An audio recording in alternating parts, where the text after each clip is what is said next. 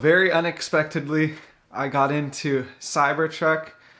Let me tell you some things that not a lot of people are talking about. Let's go. Hey you guys, it's Taylor. This is EV Electric. As always, you guys, the table of contents is down below. It has descriptions and time codes so you guys can skim around the video wherever you please. Also, if you guys enjoy this video or find it useful, hit that subscribe button down below. It means a lot, and I want you guys to join the family and fun we're having here today. Speaking of fun, this was a very fun time and very random, spontaneous event I went to. I was up there, I was having fun, I was not invited, didn't expect to go at all. I was gonna actually film and show you guys how fun it is. If you don't go to the event, you can still have a great time. But things turned around, and before that though, I went to an awesome car meet, met a ton of cool people, and then we headed over to Cybertruck, and luckily we picked up Andy, and he was super cool. Not only that, his plus one couldn't make it, so he was nice enough to offer me, we just met, offer me and work out and get on the phone with Tesla and got me as his new plus one. It all worked out. So it's now a Cybertruck video here. Before, I want to mention that we met a lot of cool people. I'm going to show you all of them here. And again, a big shout out to Andy. It was really unexpected, really cool, and it literally saved my day. So thank you, Andy. Let's get into this. So you guys can see all the stats and you guys can see all the other videos and stuff. And what I'm going to talk about here is just some main points about the truck, why it may not be so useful. Certain things may not be so useful.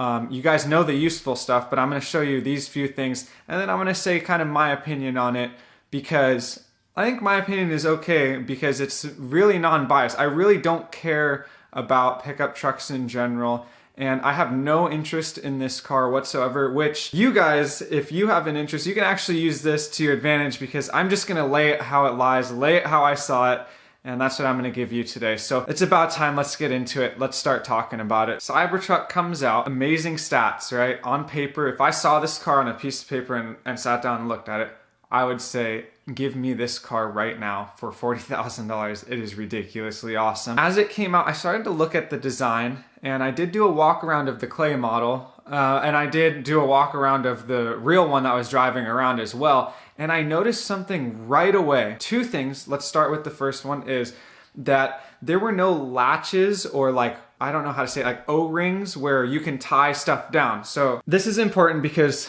when I immediately saw this, I saw no latches, you guys, no rings to hold it here. I think I saw some rings down below in the bed here, so down below, but think about you loading a desk in a pickup truck. And this is the side of the truck, you guys want to be able to latch it down here to here, sidewall to sidewall. You don't want to have to latch it down here on the bed and go around, because if you have a lot of stuff in there, like sandbags or a huge desk, you can't reach down there. It's all the way to each side of the truck, which happens to a whole lot of pickup truck owners. That was one thing. If you don't have latches on the top, that was a really big thing that was really weird. And a lot of pickup trucks have that. And every time I've used a pickup truck with something in the back, I have used those top rings. Very rarely did I use those lower rings for big objects like a desk or a pile of sandbags, or commonly seen, you have a bunch of stuff in there and they put a net on it. Yeah, that net is tied down on the top and holds everything in. Another thing with this design that not a lot of people were talking about was the fact that it goes upwards, right? So here's the whole bed. It goes upwards, and the bed is very deep.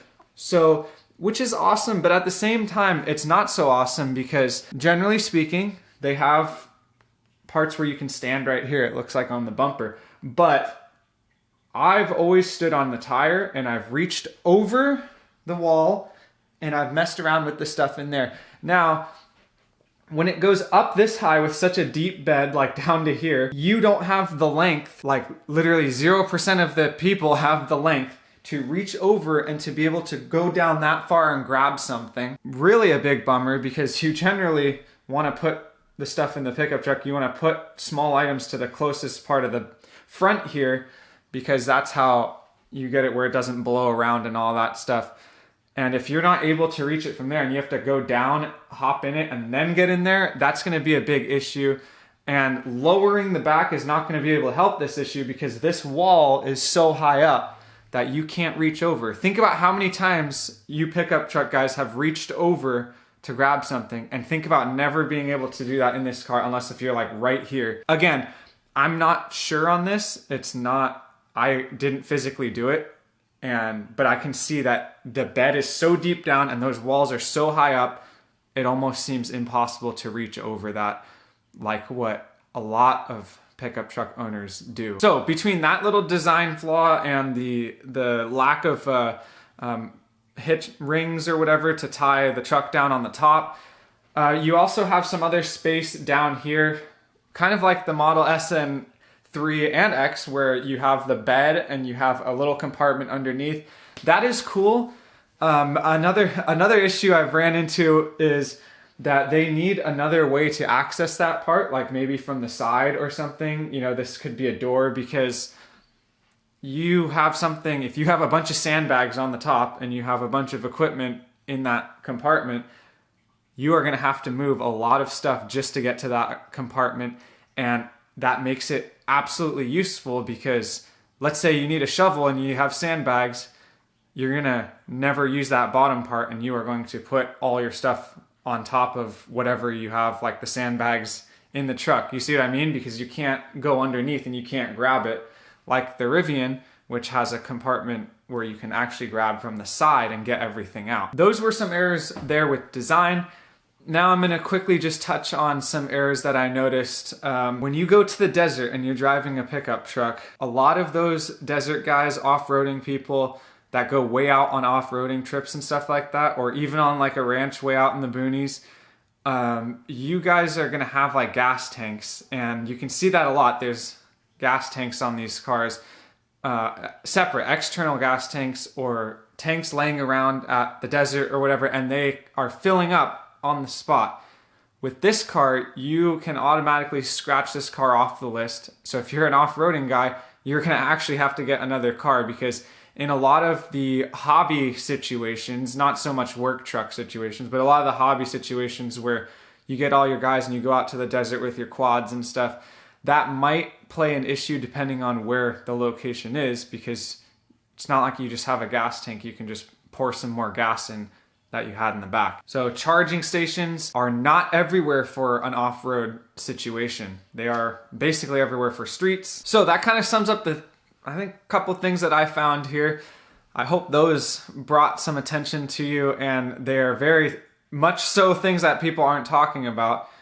Very much so, whatever. Now, my opinion on all this is, when I saw the truck, heard a lot of people laughing and joking, and it was unpainted, so it looked really weird. And a lot of people around me were laughing, and they were all like, okay, this is funny, where's the car? This is great. Then everyone kind of got quiet, and we realized it was the car. Now, immediately I was like, oh geez, this is a disaster. But then I looked at it some more and I walked around it, and we have to think, you guys. We have to think about the iPhone and the headphone jack. Everyone, including myself, absolutely hated that, right? But then we came accustomed to the new design and the new things that this truck can offer that the conventional cars don't. And just like that headphone jack, no one now talks about how they don't have it. And I love my AirPods. Hopefully you can put that analogy on the car, because the new design is something everyone's been waiting for. I hate the conventional, every pickup truck looks the same. So I'm glad to see a different one, a futuristic one, not the same. You know, really cool. I wish it was painted. I wish it looked a little different. On paper, it looks great. Again, I have no interest in buying one. So that's that. Another thing is, the money is not in the Tesla owners. So when you make a car that's very geared, looks-wise, geared for Tesla owners, you are going to win over a very small population, when the real money for Tesla's survival and business in this truck industry is going into the people that are much harder to get over, to win over. And these people, I don't think, are going to like this car.